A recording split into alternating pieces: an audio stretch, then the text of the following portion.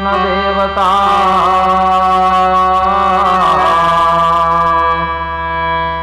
दृष्टः सुता जगवः स्वपुर्यां सुखमासते श्रीमन्नारायण।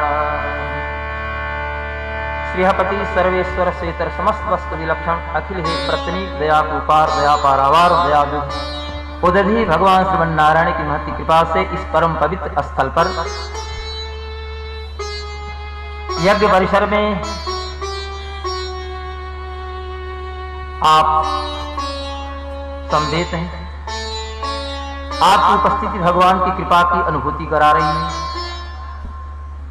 भगवान के पुर में भगवान के नगर में आप पधारे हैं। भगवान के चरणों में जो अपना मन का सन्निवेश कर देता है, पूरा बार भगवान के ऊपर दे देता है, भगवान उसके योगक्षेम का वहन कर लेते हैं, उसे निश्चिंत बना देते हैं। वो निश्चिंत हो जाता है, चिंता रहित हो जाता है। क्योंकि हमें आपको ही समझना है, ये पूरा संसार भगवान के द्वारा निर्मित है। भगवान इसके नियंता हैं, भगवान इसके नियामक हैं, भगवान इसके व्यवस्थापक हैं, भगवान इसके पिता हैं, भगवान सर्वज्ञ हैं, हम उनके सेवक हैं। उनकी लीला विभूति है, उनकी जैसी रुचि होती है वैसा वो करते हैं। अतः इसमें हस्तक्षेप करने का कहीं कोई आपका मेरा अधिकार नहीं है। जैसे प्रभु करें, जैसे रखें। सच्चा भक्त भगवान की स्थिति को स्वीकार करते हुए भगवान ने जो परिस्थिति मेरे सामने उपस्थापित की, उस परिस्थिति को स्वीकार कर आनंदानुभव करता है, आनंदित रहता है, मन को आंदोलित नहीं करता, मन में उल्लास रहता है, आह्लाद, आह्लाद माने आनंद, खुशी, मन में आह्लाद रखता है, आनंद से भरा उसका जीवन होता है। भगवत कृपा की अनुभूति क्षण क्षण वो करता है। आहा, क्या बात! परमात्मा ने फ्री में, मुफ्त में हमें हवा दी, ऑक्सीजन। सब लोग बैठे श्वास ले रहे हैं। आप देवालय में रहे, चिकित्सालय में रहे, विद्यालय में रहे,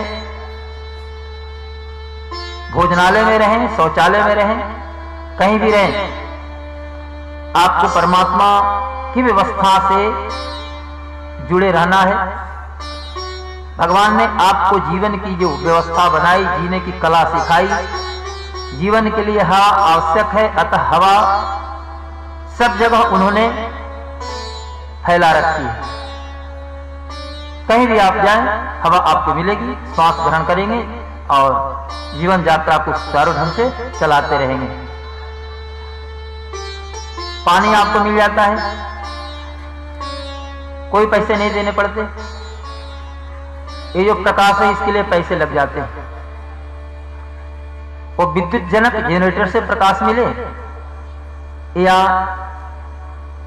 बिजली से,